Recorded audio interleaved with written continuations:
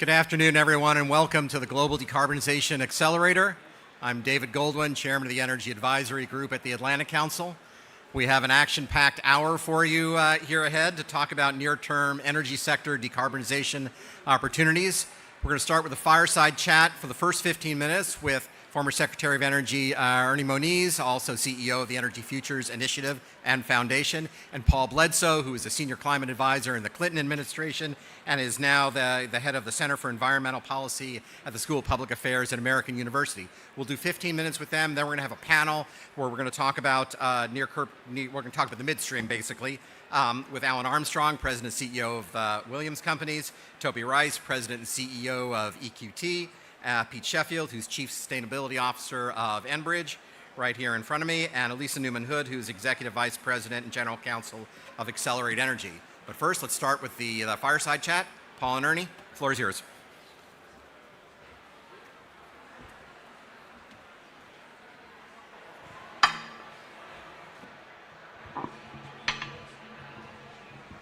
Hello?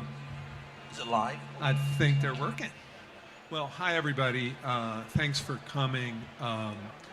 I couldn't be more delighted to have former Energy Secretary Ernie Moniz, who I think may be the best known Energy Secretary, certainly of this century, and has incredible expertise on a wide range of energy, national security, and climate change issues. So we're grateful for you to be here today, Mr. Secretary. What are your impressions of the COP so far? It seems to me there have been some pretty important announcements, and how do you see it fitting into the overall clean energy transition? First of all, I agree with you in terms of COP having some very interesting and hopefully significant announcements. I think look, we all know that the backdrop coming in here had some tension. The host, the Emirates, the president, etc. I thought it was a terrific choice, and I think the first days, certainly, of COP are bearing that out. And I think I might just add, Sultan Al Jaber is someone that I've dealt with for 20 years, and he is a bridge between the renewables, clean energy, oil and gas, and I think that has shown in this COP having a pragmatic bent that is A, most welcome, and B, not typical of these, to be perfectly blunt, of these COP meetings. So I think if you look at it straightforwardly, I think things like the decarbonization, the focus, the renewed strong focus on mitigation has been very strong. I think the oil and gas compact, methane, focus on methane, focus on emissions, and we shouldn't forget a significant list of national oil companies taking those commitments and a zero carbon commitment is a first.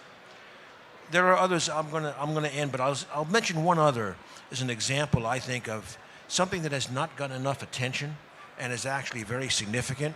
And that was on December the 1st when the Emirates announced this new investment fund, Altera, together with 3 very large North American private equity funds, matching funds, a global south focus, and a component of catalytic finance to get things moving. So I think this is real stuff. Let's talk a minute about the role of natural gas in the clean energy transition. The Energy Future Initiative you head up wrote a study a couple of years ago talking about the tensions between the growing global demand for gas, the need for gas for economic development and industry, but it's also its greenhouse gas emissions. How do you see the role of gas in the clean energy transition? Well, of course, I continue to emphasize how the natural gas, certainly in the United States, has been a revolution in terms of industrial competitiveness, shifting our power generation to substantially lower carbon emissions and other pollutant emissions. And I believe that those benefits can accrue in many other places. It's actually interesting. A very good friend of mine, some of you may know him, Elan Ebou Bissé. He's a Cameroonian by birth. He heads a investment fund called Africa 50. He published an op-ed on the eve of this COP. It was a message to the COP leadership, and it said, Africa can help lead the climate discussions to pragmatism, and pragmatism inherently includes a focus on natural gas. And we have to look, we in Africa, he's writing, have to look at development and decarbonization together, and there ain't no way to talk about that without a natural gas focus. Let's get pragmatic. Let's have that discussion. So I keep using that word pragmatic. Been trying to advance that discussion for a long time. I think it's getting some real traction.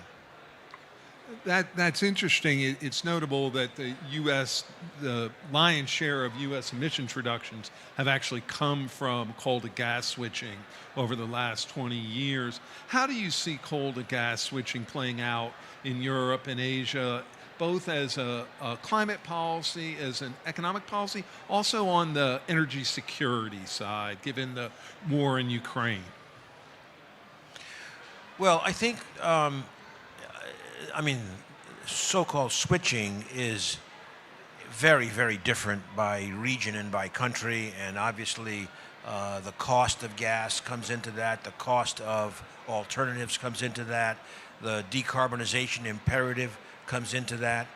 But I would suggest that in many parts of the world, what one might see initially is less switching and more displacement of new coal, because the growth trajectory is going to be very substantial, and I think that's the trajectory we want to see: renewables and gas coming in, and not a huge, eventually grandfathered coal capacity, since frankly I think CCS is probably down the road a bit for a lot of those countries. So I think that would be the best pathway. I might add, if I may, it's not only in developing economies, etc. In case one hasn't paid attention, in the United States, one has some regions in particular of enormous growth in capacity.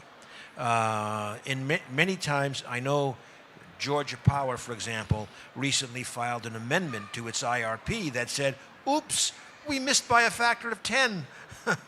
Well, when you got to find a few gigawatts in a few years, you know how you're going to do it. There's going to be more gas utilization of existing facilities. So I think this is a global issue. That point about displacement is really interesting. Obviously, global coal use hit an all-time record last year. China uses more than half of the world's coal. They're planning hundreds of additional coal plants. So you see gas preventing those new coal plants around the world? I don't use the word preventing. I say being the logical choice for well that put. expansion. On that topic, you mentioned the commitment by the nationally owned oil and gas giants, as well as some privately held firms, to methane reductions. Why do you see that as so important to the future of gas in particular? Well, first of all, we do need to reduce methane emissions, and I think the industry is making a lot of progress on that, and also the technology has evolved very substantially on the mitigation side, but I think very importantly on the detection side. We kind of like can know what we're doing in approaching those issues. I also think, frankly, in many places, including the United States, I think addressing the methane issue from the energy sector is also about, license to operate. It has enormous implications, and I think we're also seeing production, and certainly Toby can discuss that side of it, really looking to other kinds of, not just methane, but drilling technologies, et cetera, that are going in a kind of a low carbon supply chain. So I think that's all extremely important. It's notable that 20% of methane from all fossil fuel sources comes from Chinese coal mines alone.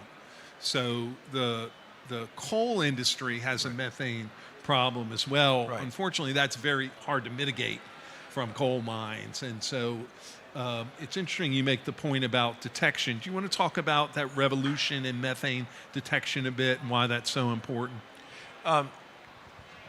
Well, because for one thing, I think we had very little knowledge about what the real methane leakage was. That's why it's important. And of course, you mentioned coal mines, but in the energy sector, of course, we also know we have had a lot of very leaky urban distribution systems and accelerated replacement of those systems is extremely important. But if I may change your question slightly, I think much more attention needs to be given. It's increasing, but not nearly enough, about the emissions from other sectors. I mean, the reality is the energy sector is probably still a minority of the emissions in most places. Agriculture is a really tough one to crack. I think it's harder than coal mines, personally. I would say that eventually, and it's not only in the context of this discussion, but in many, many discussions about the decarbonization, we are going to need significant deployment of negative carbon technologies. We've been singing that song, we at the Energy Futures Initiative, for example. I think we, in many ways, put that on the map for Congress, at least a few years ago. Now my concern is over-enthusiasm. I don't see us finding 20 gigatons a year of carbon dioxide removal, which is becoming a default option in some cases, just because people can't figure out how to get rid of the last 10 of those gigatons, let's say. So I think it's all about a sensible, pragmatic transition. Takes us to low carbon, but it recognizes physics and reality in getting there.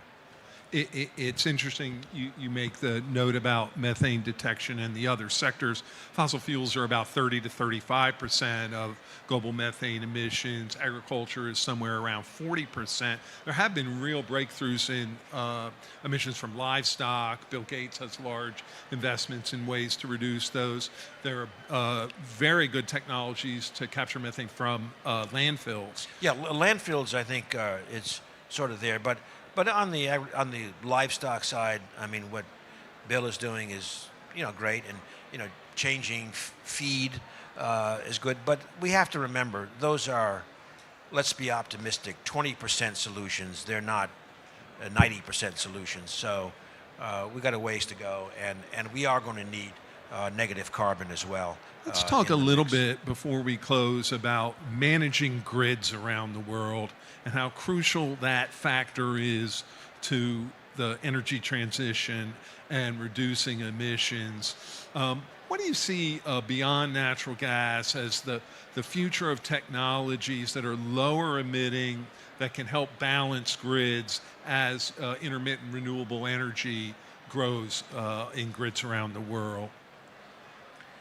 Well, first of all, this may not be a direct answer to your question. I'll come back to that. But obviously, in many places, certainly the United States, we have huge problems in terms of the transmission system, build out, et cetera. And some of the technologies that are very interesting involve increasing the dynamic ratings of existing lines.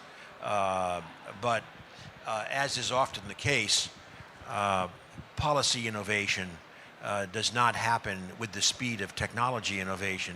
And so a lot of those technologies are sitting idly because of the need for regulatory reform. But that's a separate issue. In terms of the reliability, I think, again, facts are often inconvenient. I've heard many times at this meeting, and let it go, but that things like nuclear power, which has gotten a huge amount of attention at this meeting, are the complement to solar and wind. They're not really. What is the complement to solar and wind is gas. That's where you have the real balancing potential, not with an enormous capital piece of equipment that you just want to run all the time. I mean, the French obviously have load following, not a very good economic investment. So I think the role of gas will continue to be the primary balancing approach, and I just don't see that changing. Of course, hydro can be used. If you got hydro, Scandinavia I often refer to as Germany's battery, but otherwise I think gas is by far the most adaptable in terms of balancing a grid.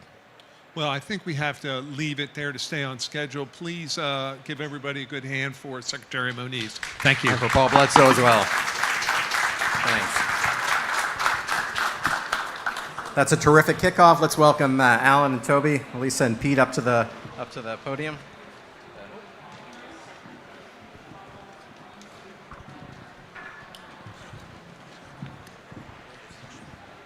Great. Thanks very much. We'll jump right in. We've got about 45 minutes to go, and just a preview for the panel. Where if we're lucky with crisp answers, we'll do 3 rounds. First, we're going to talk about your own operations and decarbonization.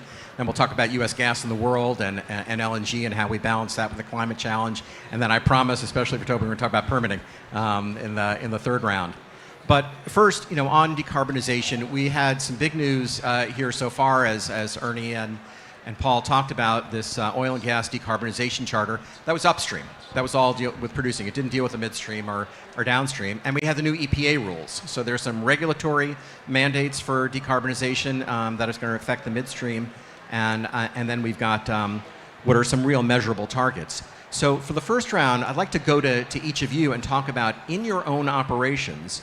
Clearly, for years, you all have been looking at leak detection and repair. You have a sense of what the emissions are in your own system. Talk a little bit about how you monitor those emissions and how you mitigate them. And Alan, I'm going to start with you because you suffered through 2 years of a National Petroleum Council infrastructure study. We've looked at a lot of these questions. And you also have an affiliation with an industry-wide group. So let me start with you, and then we'll go to the others.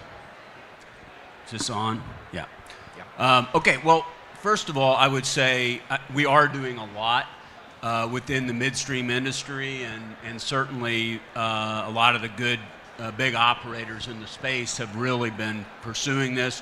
From a Williams standpoint, from 2018 to 2021, we've reduced our methane emissions by 19%, and we've reduced our methane intensity by 30% in that time period. And here again in 21 versus, and I quote that just because I have that on national numbers to compare that to.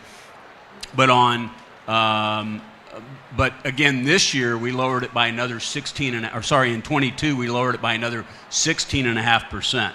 So we are rapidly going after that. We have that as an incentive. So all of our employees are incented economically in their bonus every year by how much we reduce our methane emissions. That's the good news, and we're certainly stepped out on that front. And believe me, it's very powerful if you put a bonus attached to something. People will make it happen, and they can make it happen in a hurry. And so I'm very proud of what we've accomplished there.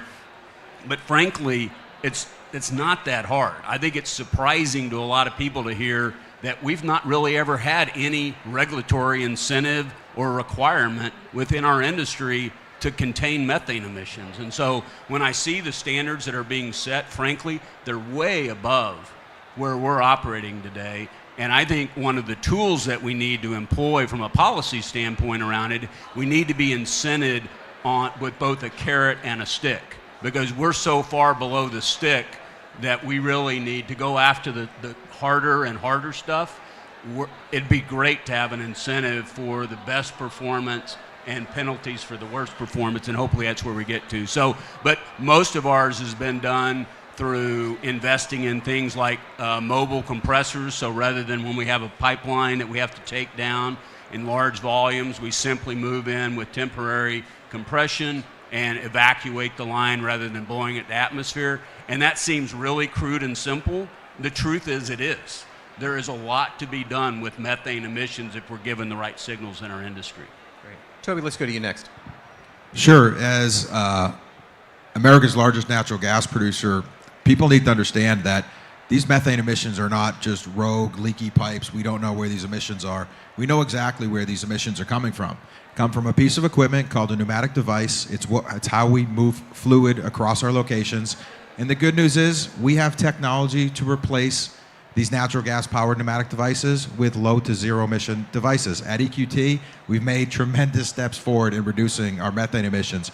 We've replaced all 9,000 of these devices, and it was incredibly impactful. We've lowered, just from doing this one thing alone, we've lowered our methane emissions by over 70%. Over 300,000 tons of CO2 equivalent reduced just doing this one thing. We did it quickly. In less than 18 months, we took care of this. And equally as important, it was cost effective. For a cost of less than $30 million, and when you do the math, it's an abatement cost of less than $6 per ton. Impactful, fast, cost effective. And this is not unique to EQT. You're going to see other operators be able and have the same exact opportunity. So we're very confident in saying that we're going to knock methane emissions out of the park. And we're really excited about bringing the transparency to this. Us doing this great work is one thing, and telling everybody how great our emissions are, I don't really think people are going to believe us. So that's why we're bringing in the environmental third-party auditors. And this is where we're excited about the gas certification frameworks that are taking place, where these groups will verify that what we're doing is actually happening. That's great for our on-location operations. What about all the other parts of the ecosystem in a gas field? That's where we are doing really radical techniques on methane emission monitoring. We've established a coalition called Appalachian Methane Initiative. We're going to the skies, and we are going to be monitoring the entire Appalachia Basin for methane. Now, that may not mean a lot to people who don't know where Appalachia is or how big it is, but just for perspective, we're going to be monitoring an area equivalent to the size of France. Like, this is a big deal to us. We've taken it very seriously. And then lastly, what we're doing is we're outside of the field. The questions we get is, well, what about the methane emissions from the pipelines with Williams? What are the emissions with our downstream customers? And we've partnered up with Williams and a company called Context Labs that is going to provide a full cycle carbon intensity score for our methane, for our gas molecules. So from the time the gas comes out of the ground, through our wells, to our pipelines, down to the downstream consumers, there'll be fully coverage on a full cycle carbon intensity score. We think these type of steps will be incredibly impactful, giving the public the peace of mind that the energy that we produce is the cleanest in the world. Good to hear. And of course, now with the EPA rules, there'll be a lot of other people watching in the skies, reporting things to EPA. And it'll be a new system. Elisa, the same question with you with just one variation. I mean, we're in a world now where LNG may be in hot demand and scarce, but we're pretty soon going to move to a world where people are going to be deciding who they want to buy from based on the carbon footprint of that gas. Do you see this as a competitive advantage for the U.S. industry and for you? And what are you doing in your own operations about methane? Sure, thanks, David. So I'd say the FSRU industry is promoting and working towards greater efficiency and lower emissions the same way other companies and other parts of the energy value chain are.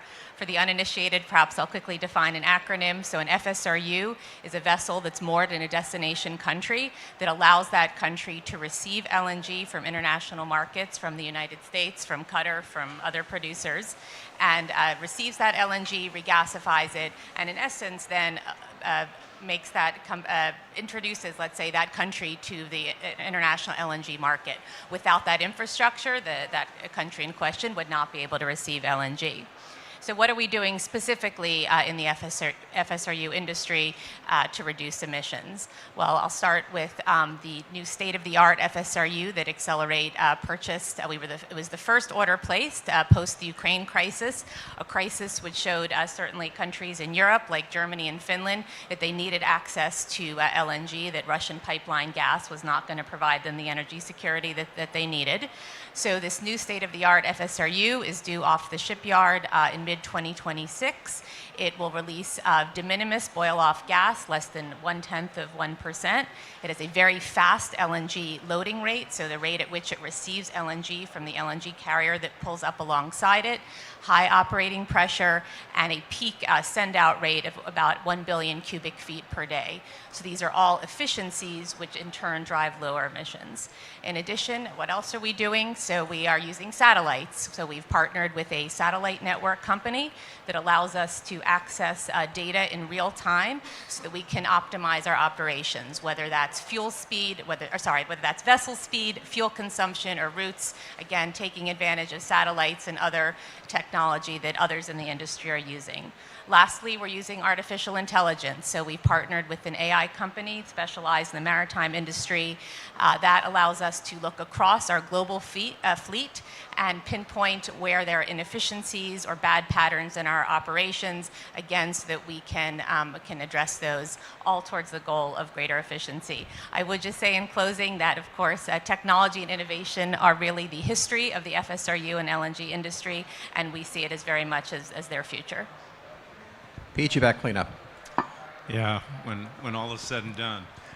So, I mean, I think there's a pretty consistent theme, and hopefully what my colleagues here have acknowledged and underscored is that there's a full value chain approach to managing and mitigating methane emissions from a natural gas perspective. To answer your competitive advantage question in a slightly different way, so our companies compete. We're both in the midstream space, and so to reinforce how important it is to demonstrate results, I mean, our approach is similar to Williams.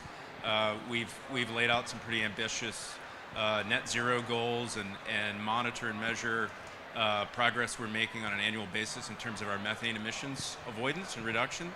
Since 2018, we've reduced methane emissions 23% from our operations. If you look at the methane intensity of our U.S. operations, it's 0.028%, and we get paid to move it, not lose it. So we're very focused on how we can operate a system that is ensuring reliability and peak deliverability.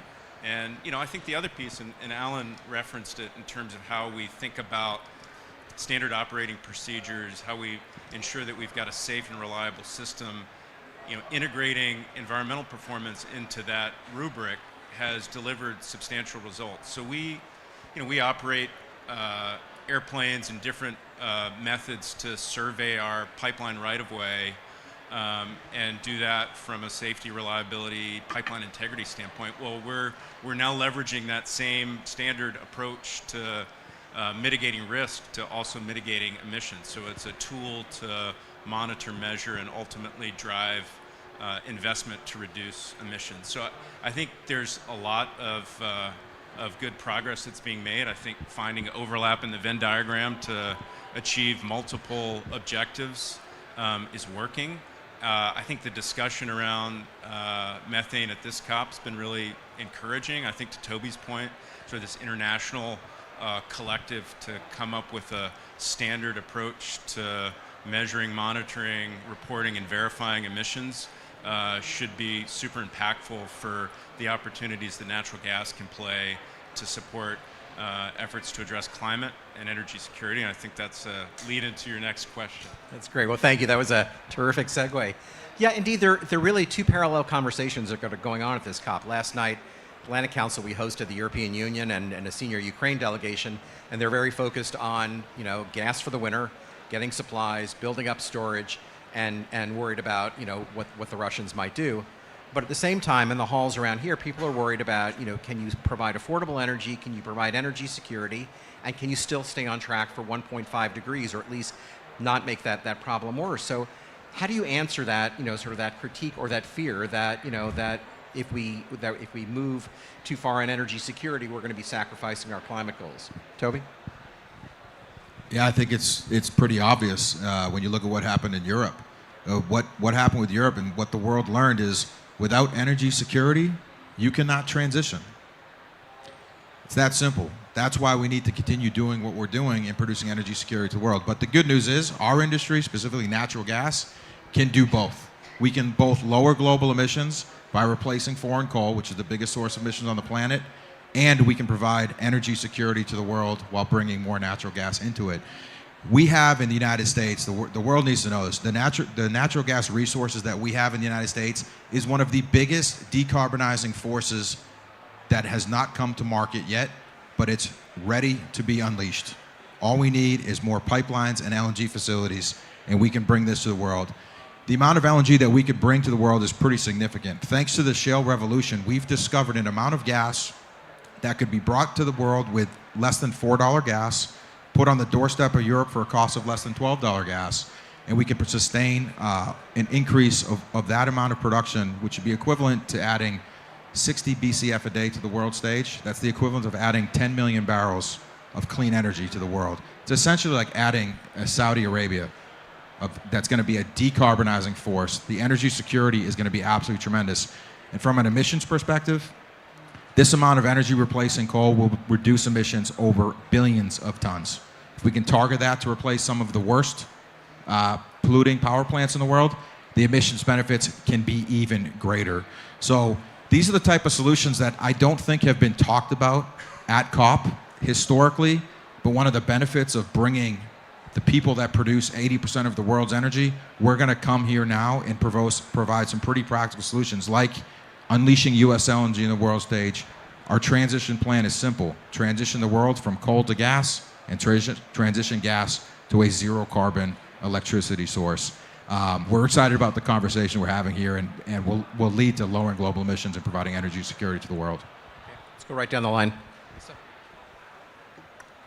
Thanks, David. So again, I'll speak from the perspective of Accelerate, which is really a bridge linking upstream and gas and LNG to downstream markets. And David, you've posited the energy trilemma, that challenge of obtaining or attaining affordability, decarbonization, and energy security. And I think a key part of that question is how is an inequality going to be dealt with in the energy transition? And I really think that's just a simple recognition that developing countries care just about as much about energy security as developed countries do, as we learned in Europe over the past couple of years. They also want to decarbonize second, but for them, affordability is really going to be paramount.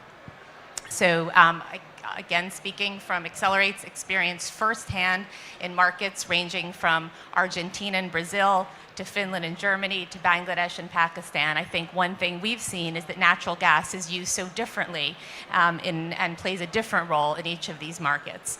So in Brazil, for example, natural gas is a key backstop for hydropower. It's what gave the Brazilian government confidence to rely on hydropower, notwithstanding the fact that the country sustained severe droughts for a number of years up until recently. Again, having natural gas that was imported as LNG through our 2 terminals allowed the Brazilian government, again, to have that confidence to rely on a renewable source.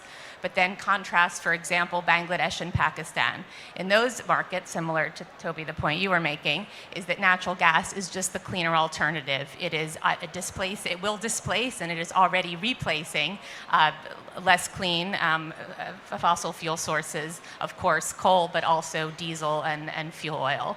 So as we think about the energy trilemma, as I look around the room to customers, partners, potential partners, and think how we confront that, I think the important thing to remember is that the energy transition is really not a one-size-fits-all solution, and that's particularly true when we're talking about the global south. Alan? Yeah, great. Well, similar to Toby's comments on this, first of all, I think one of the most important things about natural gas is the low-cost nature of it. And so if you think about the ability for all of the solutions that are trying to be created, there was a gentleman last night from Nigeria. You've heard it from a lot of the African leaders that for them, if you're starting to talk about fusion, you're starting to talk about big, far-out things, they have real-world issues right now, and they are looking for affordable energy. And so for us to think that we can subsidize the rest of the world and force people to take on higher cost and higher cost energy that's maybe that can be overcome, but that's a very, very difficult thing to overcome. And so if you think about all the benefits that natural gas brings to the table, one of the things that I think is most important is what a low cost we can deliver it at compared to other fuel choices. And so if you start with that, then you talk about it being clean, then you talk about its abundance in the U.S. and the U.S.'s ability to produce it in a clean way. It has so many things going for it. Now, I'm not suggesting that 30 or 40 years from now, that'll be the solution, because I'm very hopeful we'll have a lot better solutions than that. But as we sit here right now, and we have people completely approaching the issue with great urgency around how we're going to get it done, to step over an opportunity that we could go at scale right now and reduce emissions dramatically continues to really confound me personally, knowing how much we could do in short order. And when we come up with better solutions that are more economic, fantastic. That's the way the world works. But why we want to step over a great opportunity? The complaints you hear about natural gas is, one, fugitive methane emissions. That is, as we spoke about earlier, that is not hard to overcome. This is not rocket science to reduce methane emissions associated with our operations. We simply have not had either the regulatory fiat required for it, nor the incentive to do so. But it is not hard to do. We know how to keep gas in a pipeline. Secondly, though, I think the next thing is stranded assets. We're not asking for any subsidies. So if there's stranded assets, it's going to be on companies like us and our private dollars that will be stranded, not somebody else's. And so those two are kind of always the primary complaints you get around why you wouldn't pursue that. And frankly, I don't think either one of them stand up very long because we can take those on. So anyway, I'm with Toby. I think it's hard to imagine why we're not taking this on as a primary solution for this huge challenge that we have. So I kind of feel like I'm color commentary for the rest of the panel. But I am going to pick up on a few themes. And also some themes that Secretary Moniz offered around pragmatism, which I think is another point, right? But so you've got a cleaner, dispatchable source of energy that's abundant, that's fairly cost effective and super versatile. Just to put a sense of kind of the art of the possible in terms of delivering progress in the short term. We've touched on the big opportunity to address methane emissions, and that's something that we're actively chasing. I think in the larger sort of conversation around CO2 emissions, if you looked at the sort of at the coal plants across the globe that represent sort of just 5% of the least efficient coal plants globally, and you replaced those 5%, that 5%, with natural gas, you'd reduce power plant emissions globally by 30%. If there's carbon capture on that gas plant, it's north of 50%. So that's, as Secretary Moniz said, that's real stuff. And so there's a tremendous opportunity to take advantage of the tools that we have in the toolbox, and I think sort of looking on the horizon, and Germany's a great example of this, so they move very quickly for purposes of energy security to invest in some regasification facilities. They've also advanced some natural gas power plants, and those power plants are hydrogen ready.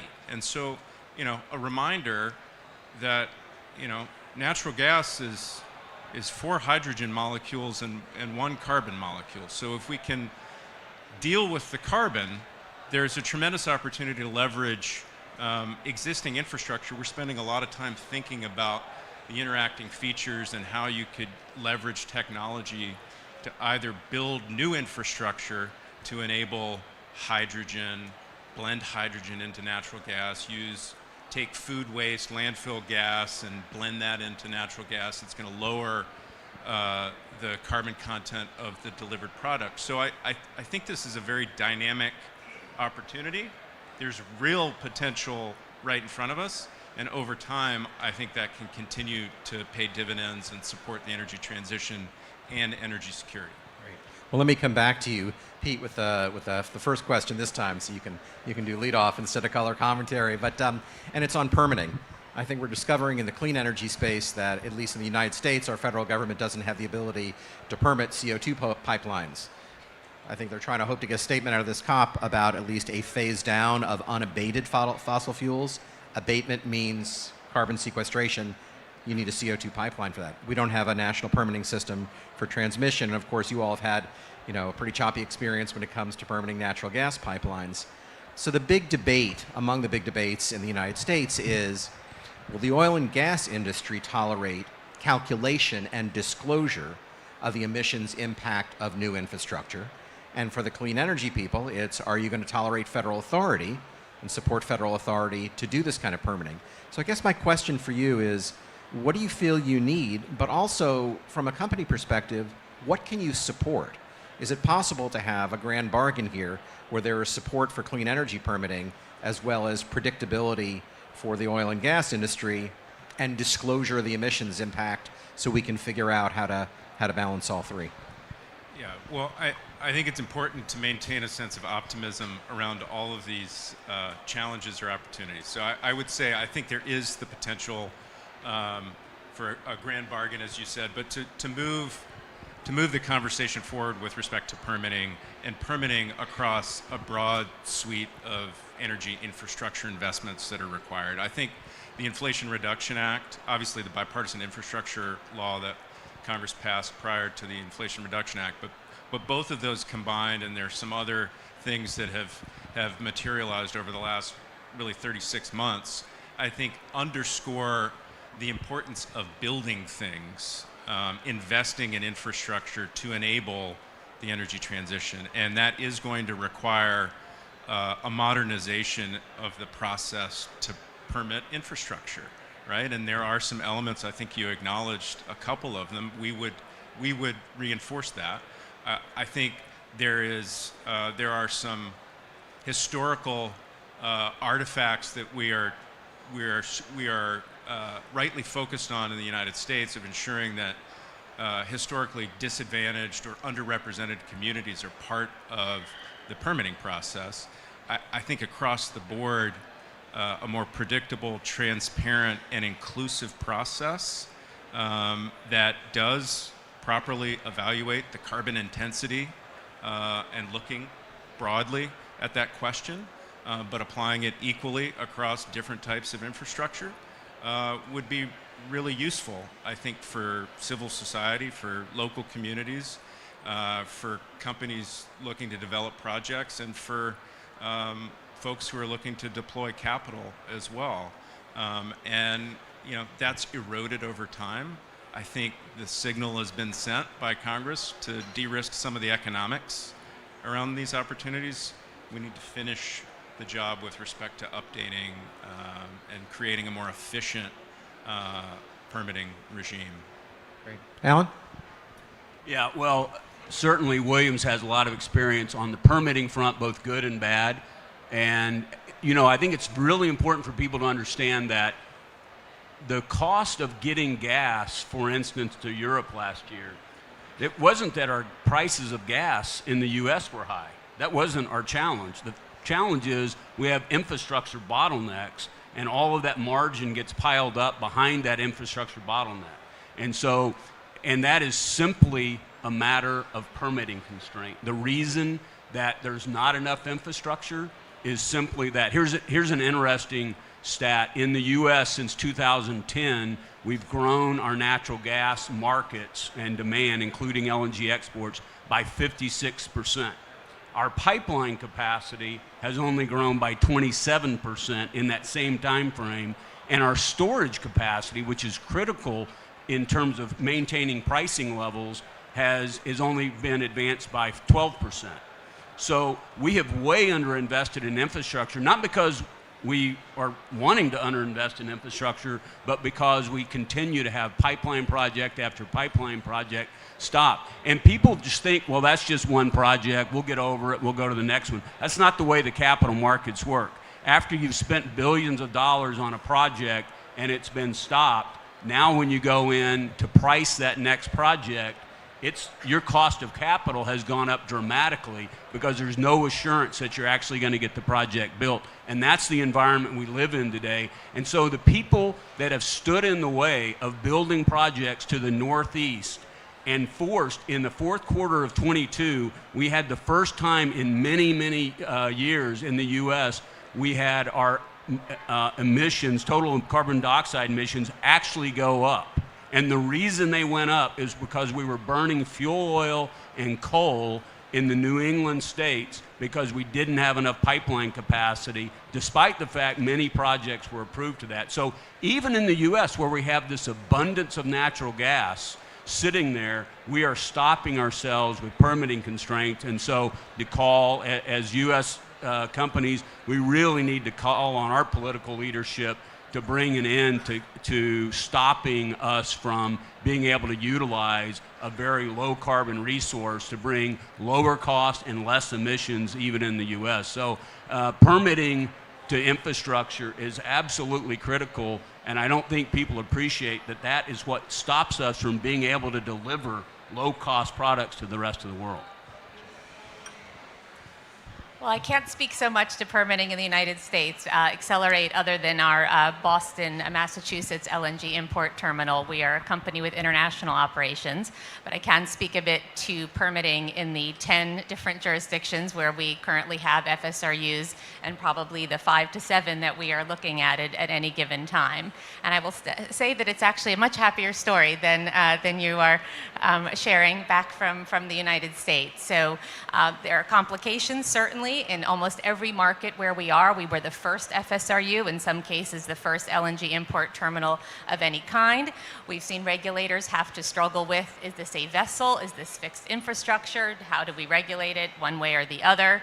But I would say universally, and this is from Europe, again, where we saw a great need for energy security following the Ukraine crisis, to South Asia, where there is just a huge demand for energy to alleviate energy poverty. We have a lot of support from our government customers. They know that we are providing a critical resource, that we can provide it very quickly. Our startup times are measured really in months, not in years, to get an FSRU from a contract to sitting in a country's port. We are low cost, very little, de minimis, really, capital investment is required on the part of the country. For economies that are looking to decarbonize, we offer hydrogen as a future solution. And then if the company is able to pivot, let's say in the future, more fully to renewables, we can sail away and go to another jurisdiction. So we have a lot of advantages, I think, that make our government partners, who are also our government regulators, quite supportive of our projects. Of course, we are subject to stringent health, safety, and environmental regulations wherever we provide service. But I would say we probably encounter a lot less red tape than my U.S. counterpart companies do. Lucky you. Sure. So, the key to us being able to provide these really impactful solutions to the world, the key to us share our biggest decarbonizing resource of the world stage, we just need the access to build more infrastructure. It's that simple. But unfortunately in America, that is the biggest challenge, is getting these pipelines built. So we need massive permit reform. But I'm optimistic that permit reform will take place. Because for the numbers that Alan mentioned, how can you grow demand for a product 50% but only build 25% excess pipeline capacity? How does that work? Well, I'll tell you how it works. You use up all of the industrial capacity that has been built generations before you. So where we're at in the United States, we're maxed out. Pipelines are full. And it's going to be an event that will take place. Could be a winter storm. We've got CEOs of utilities writing letters to the president saying we don't know if we can make it through a winter. We've got to burn diesel. That's a byproduct. Could be a cyber attack. You saw what happened with Colonial Pipeline, almost shut our country down. Could be another geopolitical event. It's not if, it's when, and then there will be a reaction and pipelines are going to get built. But we want to be proactive with this. And at the root of all of this, people are blocking pipelines because of their concerns for climate. Well, what we talked about today is we're showing the world how we're going to decarbonize the production and the way we produce this energy. We're going to show the world how we're going to take this natural gas and decarbonize the world with LNG replacing coal. And these are really amazing features. And what's next, and this is to come, is we're going to show the world how we're going to actually decarbonize natural gas and translate it and transform it into a zero carbon electricity solution.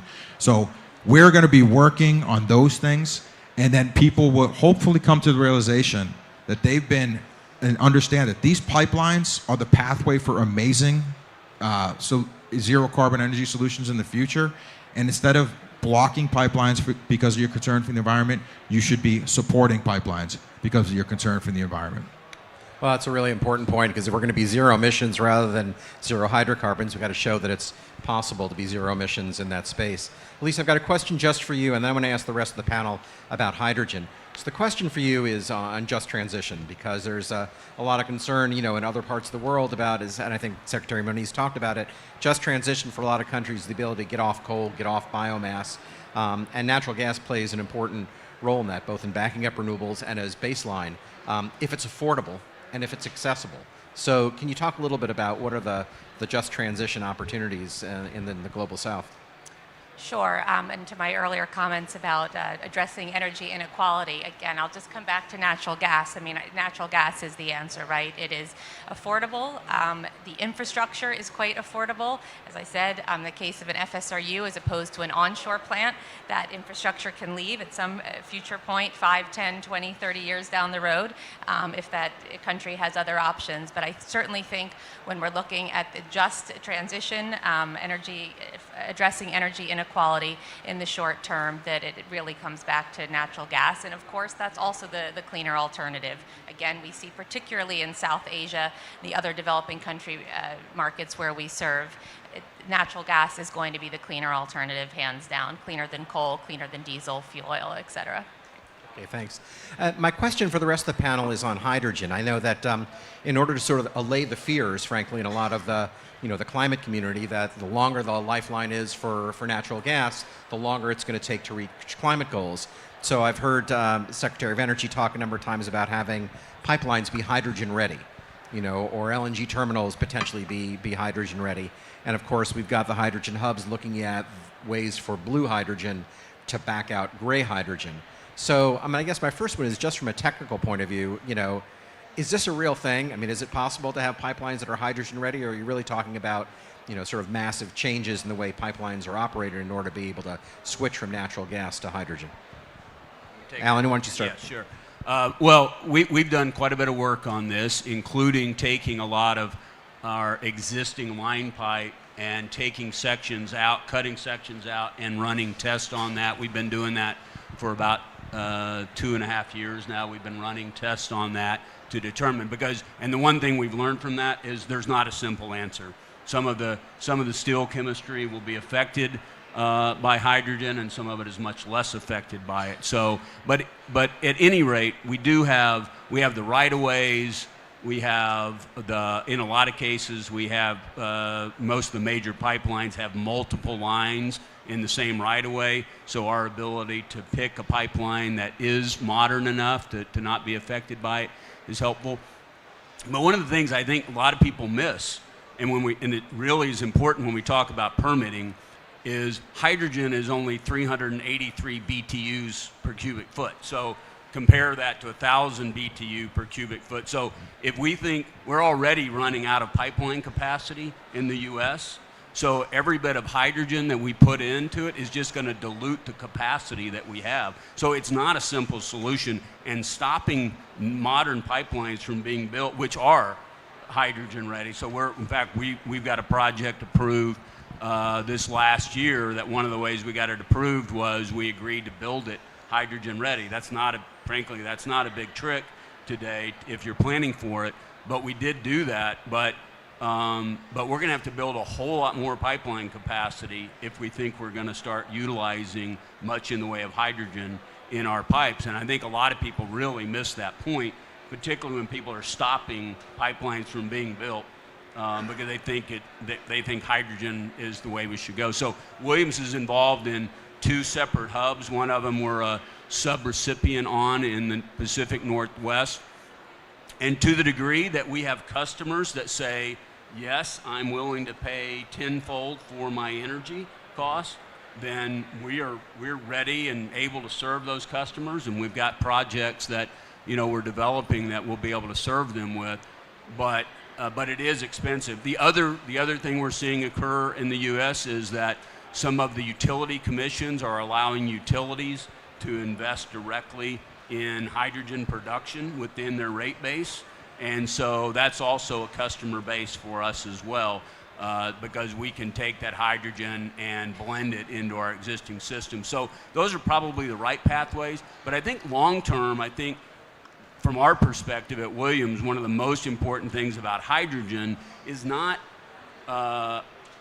just purely hydrogen. It's the fact that it provides a storage and a transport option for excess renewable power in areas like West Texas, in areas where there's excess solar way above the normal demand. It's a way to store energy and to transport energy from excess renewable power. And I think that's what we see more promise in, frankly, because energy storage is going to become such an important issue as we go forward.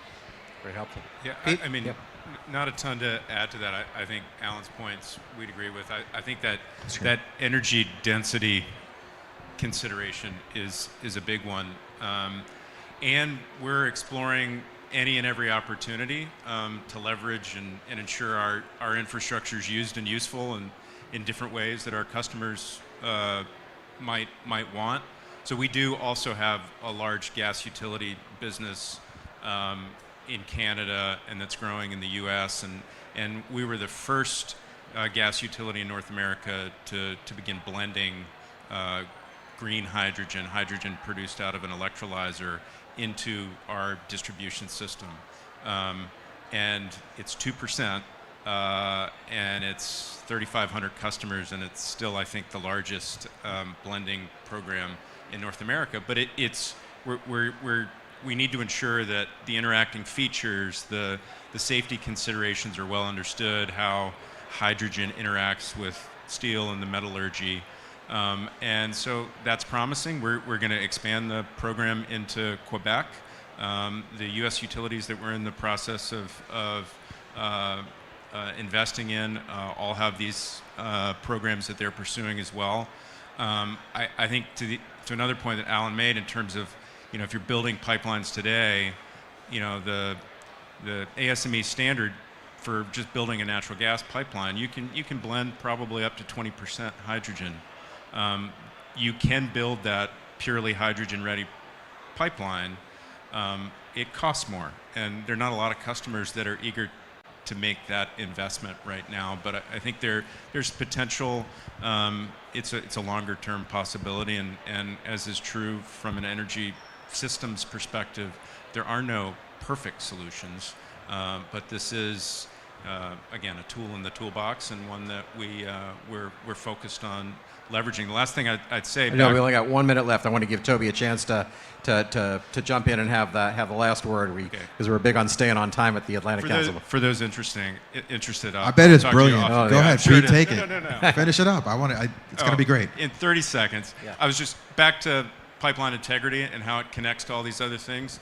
We've been investing in composite pipe technology, smart pipe, first to validate and reconfirm the integrity of existing gas pipelines. But that composite pipe is also designed to potentially move hydrogen. So some of the hydrogen hubs that we're involved with, we're looking at how can we repurpose existing infrastructure using composite pipe technology to move hydrogen or other molecules safely. Terrific. Toby, last word. I'll be super brief. To the question, why should we build any more fossil fuel infrastructure? It's because this infrastructure can be built with the future in mind. Hydrogen is a classic chicken and egg scenario. Nobody's using hydrogen because nobody makes it. Nobody makes it because nobody's using it. And forget about there's no way to get it to the customer. Natural gas infrastructure can be the nest in the chicken and egg situation. We will build this infrastructure hydrogen ready. We will build CO2 infrastructure ready for our decarbonizing efforts or for efforts like DAC facilities.